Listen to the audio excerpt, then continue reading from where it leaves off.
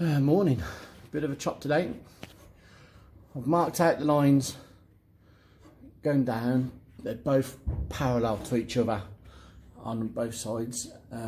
Wasn't an easy thing to sort out, but I put the bubble on the dash, set the bubble on the floor, put the bubble down the side, and it's all square and straight and as near as damn it. So now when I chop out this bit, hopefully that should fit straight down there and just be a straight weld, easy job done. But we'll see. I'm going to chop it out now, and it's getting more and more difficult to get inside the car because it's getting smaller and smaller. Alright, I'll do some chopping and we'll see what we get. That's all chopped out. Bit of a fiddle, but it's all chopped out now. I'm just going to lift it off and put it on the floor behind so that I can chop these bits of structure out, and obviously the bit off the floor has got to be chopped out so that there's room for it to fall down. I'm putting in new bottom pillar repair panels in both sides, which that will get me back my hinge placement. As you can see, it's pretty rotten everywhere, so I'll have to put some new panels in and sort that out.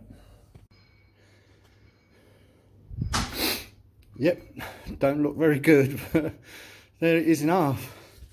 Top and bottom. Top over there. Excuse me if I'm panting, but that was quite a lift because it was stuck in more than one place. And I'm with Jack Jones. We get on with these things. So I've got to cut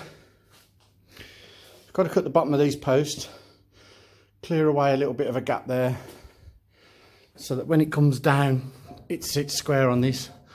Obviously all the little bits have got to come off the dash, but drill them out, get rid of them, won't be needing them, and then the bottom of these can get cut off, tidied up, ready for the body to be put back down. I'm going to get it all back together and tack weld it all back in place, and then I'll check all my corners, check my angles, check my roof. I mean, this as a square, it stayed square, it can't really go anywhere, so once I've put that back on, I'll measure my B pillars, C pillars, and make sure they're all where they're supposed to be.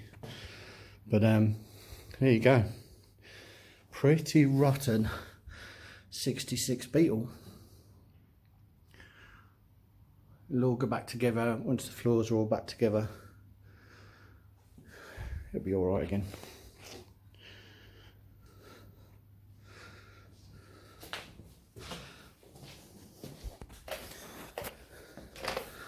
I'm going to chop this bit of structure out. Don't need it. Won't be using the vents because unlike a lot of Beetles, I'll be having water cooled, and I'll have a heater and I'll pipe it up and get actual heating in the car, which will be nice. So on to the next. I've been busy with the plasma cutter. I don't need the rear arch panels, they won't be going back in place. I've got something else to go back in place, so cut all that out. There's a lot of rust in there.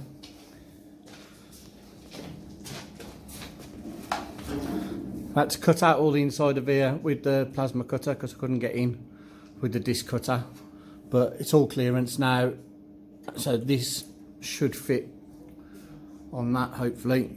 I've still got this side to do. As you can see, there's many layers there and it's just a nightmare going through with a disc cutter, so I've just got the plasma on it and chopped it all out. So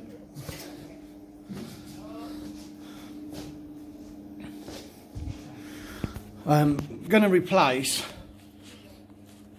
all the heater channel with steel box section so that I can pick up the back end and then all the way to the front end, and I'll pick up my suspension points from the front, so I know that that suspension point is tied into the whole car.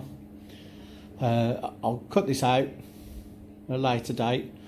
So for now I'm just going to transfer all the marks across, get the lengths and sort of make one so that I can do both sides later date. I'll have a template made out of steel ready to go. I'm not going to weld the body back onto this for obvious reasons, but I need it in place at the moment just to copy, just to make sure it's there and support.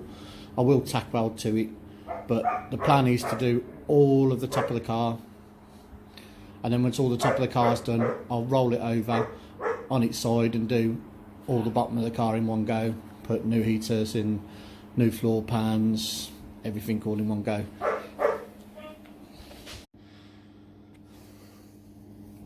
I've just sat the body back on the top, as you can see now. Literally no dash.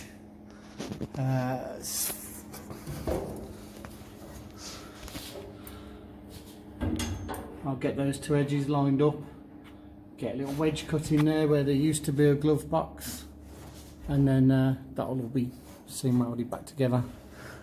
The sides don't line up too bad by the time I've pushed and shoved them. They'll all be welded up, and that's pretty much 4.5 inches, 4 3/4 inches out of the dash, and she's on the pan. It's going down. Got a little bit of trimming to do to get this just right. Take a bit more out of here and get that just right, but that's all right. We'll get round these things.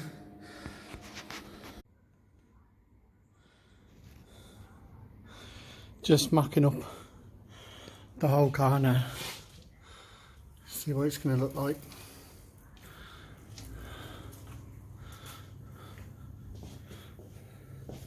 And get the rear suspension together sort of in a temporary guise, and then stuff it in the back end, see what that goes. But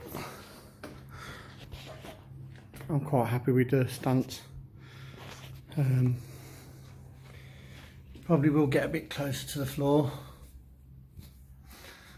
maybe.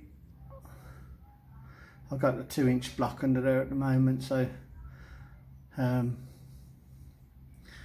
quite like it as it is.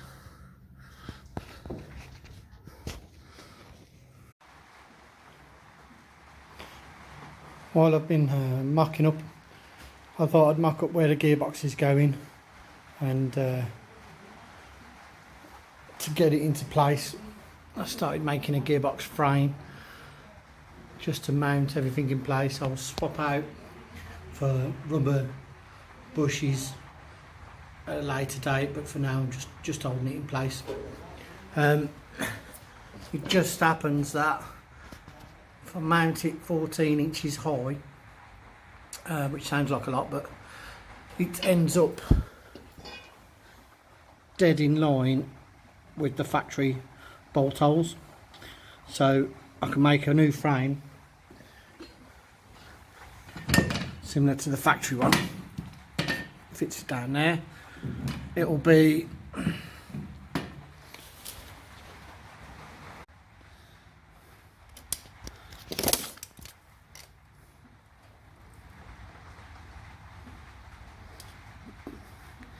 guess it'd be about a 7-inch lift on the gearbox. I need to get my drive shafts almost parallel to the floor, and they need to be 14 inches off the deck so that they get to the centres of the tyres. So to centre it all up, the gearbox drive shaft has got to be 14 inches off the deck, and to do that I've just done a lift. So the gearbox is sitting a lot higher than where it used to. It used to sit in that gap down there, and now it's right up here. So this is also a much bigger gearbox. This is a 5-speed Renault Master UN5. It's much bigger, stronger. Hopefully we should have some fun with this gearbox.